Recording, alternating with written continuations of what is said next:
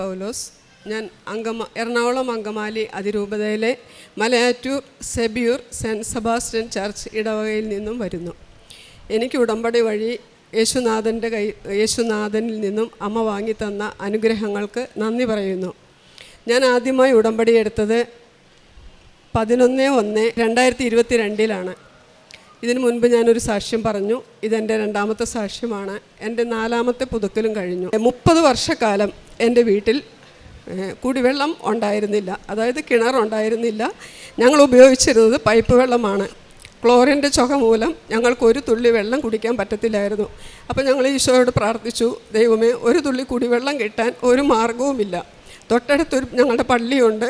ആ പള്ളിയിലെ കിണറിൽ നിന്നും കുപ്പിയിൽ വെള്ളം കൊണ്ടെന്നാണ് ഞങ്ങൾ കുടിവെള്ളം കുടിച്ചുകൊണ്ടിരുന്നത്. പള്ളിയുടെ മതിൽ പണിതപ്പോൾ ഞങ്ങൾക്കത് സാധിക്കാതെ പോയി. അങ്ങനെ ഞങ്ങൾ ഈ 1 വർഷം മുമ്പ് ഇവിടെ ഞാൻ ഉടമ്പടിയിൽ നിയോഗം വെച്ച് മാതാവിനോട് പ്രാർത്ഥിച്ചു. അത് കഴിഞ്ഞ് സ്ഥാനക്കാരന്മാർ വന്ന് കണ്ടപ്പോൾ പറഞ്ഞു, കിണർ കുത്താം, പക്ഷേ 6 മാസമേ നിങ്ങൾക്ക് വെള്ളം കിട്ടത്തുള്ളൂ, അത് കഴിഞ്ഞാൽ വെള്ളം കിട്ടത്തില്ലെന്ന് പറഞ്ഞു. ഞങ്ങൾ കഴിഞ്ഞ വർഷം മാതാവിനോട് പ്രാർത്ഥിച്ച് സ്ഥാനം കണ്ട് കിണർ കുത്താൻ തുടങ്ങി. ഞാൻ 6 ദിവസം അവിടെ വിശുദ്ധ കുർബാന കഴിഞ്ഞ് വന്ന് പരിശുദ്ധ വെഞ്ചിരിച്ച തൈലം കൊണ്ട് കുരിശു വരച്ച് വിശ്വാസ പ്രമാണം ചൊല്ലി 6 ദിവസം ഉപ്പ് വിതറിയിട്ട് ഞാൻ മാതാവിനോട് പറഞ്ഞു, അമ്മേ, ഒരു നിമിഷം കൊണ്ട് 6 കൽഭരണി വെള്ളം വീഞ്ഞാക്കി മാറ്റിയ നിൻ്റെ പുത്രൻ്റെ കരങ്ങളിലേക്ക് ഞങ്ങളുടെ ഈ കുഴി ഒന്ന് കൊടുത്തിട്ട് ആ 6 കൽഭരണിയിൽ നിറച്ച വെള്ളം ഞങ്ങൾക്ക് കുടിക്കുവാനായിട്ട് നിനക്ക് തന്നുകൂടെ എന്ന് ചോദിച്ചു. ഇത് നിൻ്റെ തിരുവൾത്താറയിൽ വന്ന് എന്നെ ഒരു സാക്ഷിയാക്കി ഉയർത്തുവാനും കൂടി വേണ്ടിയാണെന്ന് ഞാൻ പ്രാർത്ഥിച്ചു. അത്ഭുതമെന്ന് പറയട്ടെ, അവർ പറഞ്ഞത് 7.5 കോലടിയിൽ വെള്ളം കാണുമോ, അതും ഉറപ്പൊന്നുമില്ല എന്ന് പറഞ്ഞു. ഞങ്ങൾ കിണർ കുഴിച്ചു. 4.5 കോല് കുഴിച്ച് കഴിഞ്ഞപ്പോൾ കിണറിൽ വെള്ളം കണ്ടു. അടി പാറയായിരുന്നു, പാറ പൊട്ടിച്ചു. 7.5 കോല് അടിയിൽ ഞങ്ങൾക്ക് ഇഷ്ടം പോലെ വെള്ളം കിട്ടി. ഇന്നിപ്പോൾ 2 വർഷമായി ഒരു തുള്ളി വെള്ളം പോലും പറ്റുകയോ ഒരു തുള്ളി വെള്ളത്തിന് ബുദ്ധിമുട്ടുണ്ടാവുകയോ ചെയ്യാതെ അരയുടെ മോട്ടർ വെച്ച് ഞങ്ങൾ മോട്ടർ അടിച്ച് കിണറിലെ വെള്ളത്തിൽ ഞങ്ങൾ ഇപ്പോൾ ജീവിക്കുന്നത്. ഇത്രയും വലിയ അത്ഭുതം 30 വർഷക്കാലം ഞങ്ങൾക്ക് സാധിക്കാതിരുന്നത് ഈ 1 വർഷക്കാലം ദൈവത്തിൻ്റെ ഉടമ്പടിയിലായിരുന്നു കൊണ്ട് പ്രാർത്ഥിച്ച് എനിക്ക് കിട്ടിയ ഏറ്റവും വലിയ അനുഗ്രഹത്തിന് ഞാൻ ഈശോയ്ക്കും പരിശുദ്ധ അമ്മയ്ക്കും ഒരുപാട് നന്ദി പറയുന്നു. രണ്ടാമതായിട്ട് എൻ്റെ മകൻ 5 വർഷമായി സ്വീഡനിലാണ് ജോലി ചെയ്തുകൊണ്ടിരുന്നത്. അവൻ എയറോനോട്ടിക്കൽ എഞ്ചിനീയർ ആയിരുന്നു. പഠിച്ച് പോസ്റ്റ് ഗ്രാജുവേഷൻ എടുക്കാൻ പോയി അവിടെ ജോലി ചെയ്തു വരിക. 5000 പേർ ജോലി ചെയ്യുന്ന ഒരു സ്ഥാപനം, ഇൻ്റർനാഷണൽ കമ്പനിയായിരുന്നു. അവരോട് 2025 മാർച്ച് മാസം പെട്ടെന്നൊരു ദിവസം പറയുകയാണ്, കമ്പനി നഷ്ടത്തിലാണ്, അതുകൊണ്ട് കമ്പനി പൂട്ടാൻ പോവുക, നിങ്ങളെല്ലാവരും മറ്റ് സ്ഥലത്ത് ജോലി അന്വേഷിച്ചോളുകയെന്ന്. എന്ത് ചെയ്യണമെന്നറിയാതെ ഇവരൊരുപാട് വലഞ്ഞു. 2000 മലയാളികൾ, 3000 സ്വീഡിഷുകാർ, മറ്റു രാജ്യക്കാരായിട്ട്. മകൻ എന്നെ വിളിച്ച് പറഞ്ഞു, എന്താ ചെയ്യണമെന്ന് അറിയില്ല അമ്മേ, വിസയുടെ കാലാവധി തീരാൻ പോകുന്നു, PR കിട്ടേണ്ട സമയമാണ്, 5 മാസമേ വിസയ്ക്ക് കാലാവധിയുള്ളൂ. അതായത് ഓഗസ്റ്റ് 30-ാം തീയതി 2025 അവൻ്റെ വിസ കാലാവധി തീരും. വിസ തീർന്നാൽ ഒരു ദിവസം പോലും ആ രാജ്യത്ത് ഇവർക്ക് നിൽക്കാൻ പറ്റുകയില്ല. അവൻ മാരീഡാണ്. ഭാര്യയെ കൊണ്ടുപോയിട്ട് വെറും 3 മാസമേ ആയിട്ടുള്ളൂ. അവൾക്ക് ജോലിയോ ഒന്നും ആയിട്ടില്ല. എന്ത് ചെയ്യണമെന്നറിയാതെ വലഞ്ഞു. പക്ഷേ ഞാൻ ദൈവത്തോട് പ്രാർത്ഥിച്ചു. ഇവിടെ ഒന്ന് ഉടമ്പടി പുതുക്കി മാതാവിനോട് പറഞ്ഞു, ഞാൻ എന്താണ് ചെയ്യേണ്ടത്? കുടുംബത്തിൻ്റെ ഏക ആശ്രയമാണ്, നിനക്കൊരു വഴി കാണിച്ചു തരാൻ പറ്റുമല്ലോ. ഞാൻ അവനോട് പറഞ്ഞു, നീ സന്ധ്യപ്രാർത്ഥന എത്തിക്കാറുണ്ടോ എന്ന് ചോദിച്ചു. എന്നും പ്രാർത്ഥിച്ചുകൊണ്ടിരുന്ന മോന പിന്നെ കല്യാണമൊക്കെ കഴിഞ്ഞു, ഭാര്യ ഒക്കെ ആയി കഴിഞ്ഞപ്പോൾ മക്കളായിട്ടില്ല. ഭാര്യ ആയപ്പോൾ കുറച്ചൊരു എന്താ പറയുക, നമ്മൾ സാധാരണ മാനുഷികമായിട്ട് അവൻ ദൈവത്തിൽ നിന്നും ഇത്തിരാകുന്നു. അതായത് എനിക്കെല്ലാം കിട്ടിയല്ലോ, ഇനിയിപ്പോൾ സന്ധ്യപ്രാർത്ഥനയൊന്നും വേണ്ടാന്ന്. ഞാൻ പെട്ടെന്ന് അവൻ്റെ അടുത്ത് ചോദിച്ചു, നീ സന്ധ്യപ്രാർത്ഥന എത്തിക്കാറുണ്ടോ എന്ന് ചോദിച്ചു. അപ്പോൾ അവൻ പറഞ്ഞു, അമ്മയെ കുറച്ച് ദിവസമായിട്ട് എത്തിക്കുന്നില്ല. നമ്മൾ കുഴപ്പമൊന്നുമില്ല, ദൈവം നിനക്കൊരു പണി തന്നേക്കാം, എന്താ നീ ദൈവത്തോട് പ്രാർത്ഥിച്ചോ. പെട്ടെന്ന് ഓൺലൈൻ ഉടമ്പടി എടുക്കാൻ പറഞ്ഞു. ലൈറ്റ് ആൻഡ് റിക്വസ്റ്റ് പ്രയർ ഇടാൻ ആദ്യം പറഞ്ഞു. അത് കഴിഞ്ഞ് ഞാൻ അവനോട് പറഞ്ഞു, 1 മാസം വെയിറ്റ് ചെയ്തു, ഒന്നും ആയില്ല, വേറെ ഒരു കമ്പനിയിലും ജോലി ആയില്ല. അപ്പം ഞാൻ അവനോട് പറഞ്ഞു, നീ പെട്ടെന്ന് ഓൺലൈൻ ഉടമ്പടി എടുക്കാൻ പറഞ്ഞു. അവൻ ഓൺലൈൻ ഉടമ്പടി എടുത്തു. ഇപ്പോൾ നന്നായിട്ട് പ്രാർത്ഥിക്കുന്നുണ്ട്, ഒന്നും ആയില്ല. ഞാൻ ഏപ്രിൽ 24-ാം തീയതി ഇവിടെ വന്നു. ജോസഫ് അച്ഛനെ കാണാനുള്ള അനുഗ്രഹം ലഭിച്ചു. അവൻ ഇവിടെ ഇല്ലാത്തതുകൊണ്ട് അവൻ്റെ ഡോക്യുമെൻറ്റുകൾ, പാസ്പോർട്ട്, അവൻ്റെ ഫോട്ടോ, അവൻ്റെ ജോലി നിർത്തി എന്നുള്ള ലെറ്റർ, ഇതെല്ലാം കൊണ്ട് ഇവിടെ വരികയും ഡോക്യുമെൻറ്റോടുകൂടി അച്ഛനെ കാണുകയും അച്ഛൻ്റെ കയ്യിൽ നിന്ന് അനുഗ്രഹം കിട്ടുകയും ചെയ്തതിന് ശേഷം അച്ഛൻ ഇവിടെ മാതാവിൻ്റെ അടുത്ത് വന്ന് പ്രാർത്ഥിച്ചു. എൻ്റെ ഡോക്യുമെൻ്റ് എല്ലാം വെച്ച് പ്രാർത്ഥിച്ചിട്ട് തിരിച്ച് ഈ അൾത്താരയിൽ എൻ്റെ അടുത്ത് വന്നിട്ട് ചോദിച്ചു, മകൻ്റെ പേരെന്താണെന്ന് ചോദിച്ചു. ഞാൻ പറഞ്ഞു തോമസ് പോൾ എന്നാണെന്ന് പറഞ്ഞു. അച്ഛൻ വീണ്ടും ഈശോയുടെ ക്രൂശിത രൂപത്തിൻ്റെ മുൻപിൽ കൊണ്ടുപോയിട്ട് ഈ ഡോക്യുമെൻറ്റുകളെല്ലാം വെച്ച് പ്രാർത്ഥിച്ച് തിരിച്ചു വന്ന് അച്ഛൻ എൻ്റെ തലയിൽ പ്രാർത്ഥിച്ചിട്ട് എൻ്റെ കവളയിൽ ഒന്ന് നുള്ളിയിട്ട് അച്ഛൻ പറഞ്ഞു, വിഷമിക്കേണ്ട, 17 ഒരു ഡേറ്റ് പറഞ്ഞു എന്നോട്. അത് കഴിഞ്ഞിട്ട് അച്ഛൻ പറഞ്ഞു, ഇവിടെ വന്ന് സാക്ഷ്യം പറഞ്ഞോളൂ കേട്ടോ എന്ന് പറഞ്ഞു. വെഞ്ചരിച്ച കാശുരൂപം തന്നു. അത് ഇന്ന് മകന് വേണ്ടി ഞാൻ അത് ഇട്ടുകൊണ്ട് നടക്കുന്നത്. എൻ്റെ ഉടമ്പടി കാശുരൂപം എൻ്റെ കയ്യിൽ എപ്പോഴും ഉണ്ട്. എന്നിട്ട് ഞാൻ അവനോട് പറഞ്ഞു, ഇവിടെ വന്ന് നീ എന്ന് നാട്ടിൽ നിനക്ക് വരാൻ പറ്റുന്നുവോ ഈ അൾത്താരയിൽ വന്ന് ആ മകനെ കൊണ്ട് ഞാൻ സാക്ഷ്യം പറഞ്ഞോളാന്ന് പറഞ്ഞു. ഈ നവംബർ 10 ആയപ്പോഴേക്കും എനിക്ക് ഭയങ്കര വിഷമമായി. ഞാനിവിടെ 4-ാം പ്രാവശ്യം പുതുക്കാൻ വന്നു, 5ാമത്തെ ഉടമ്പടി. അപ്പം ഞാൻ മാതാവിനോട് പറഞ്ഞു, മാതാവ് ഞാൻ പോവാണ്.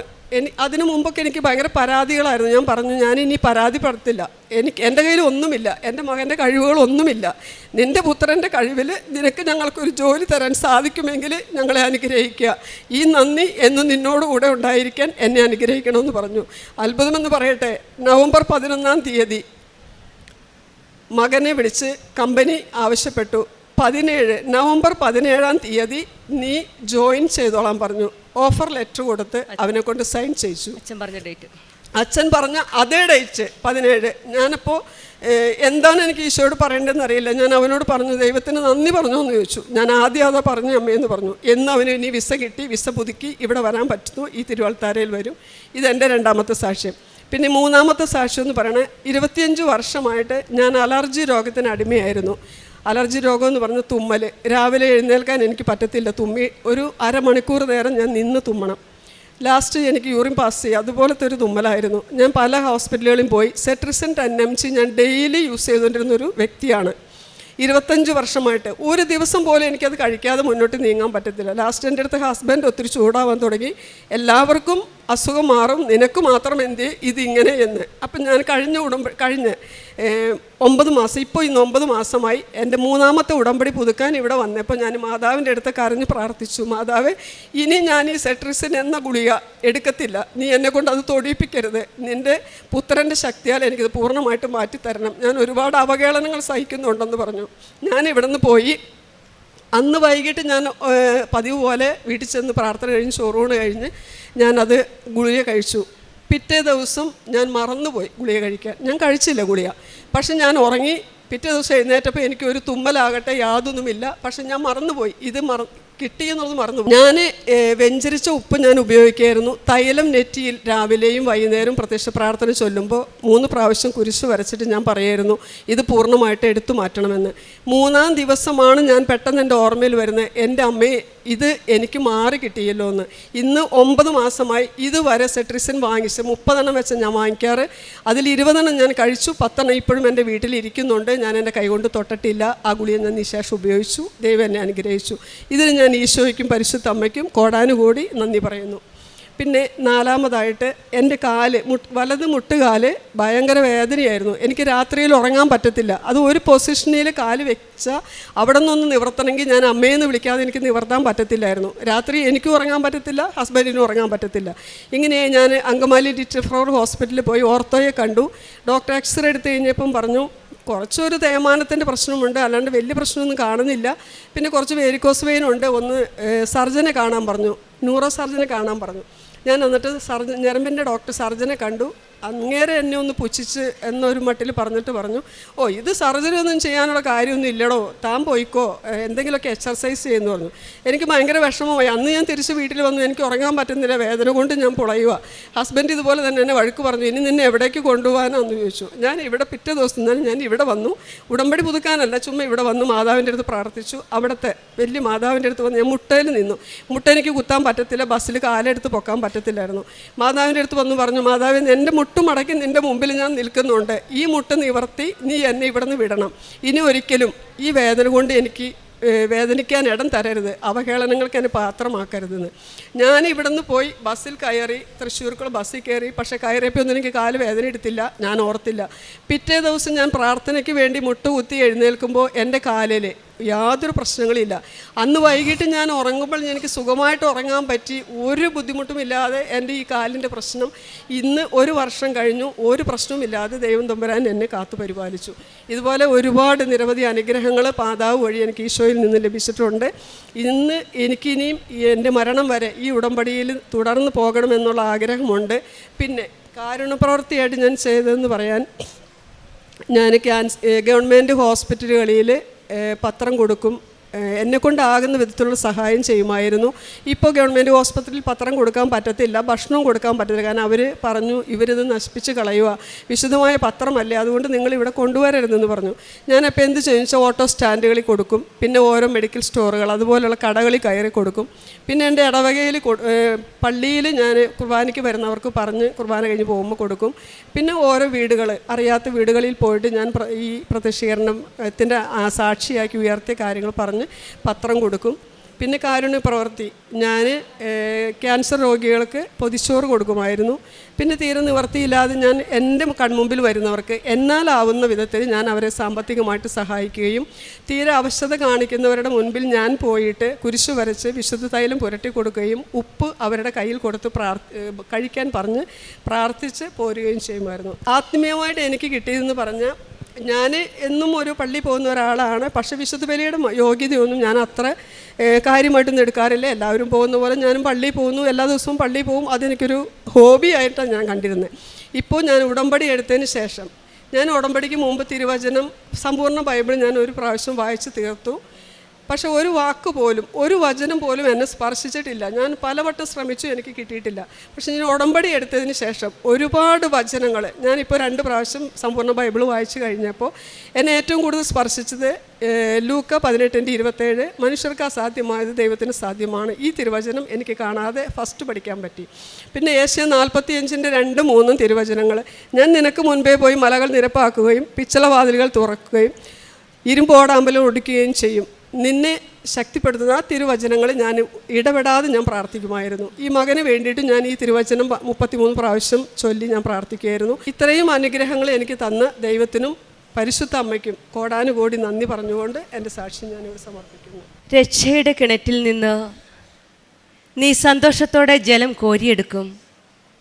ആ നാളിൽ നീ പറയും, കർത്താവിന് നന്ദി പറയുവിൻ.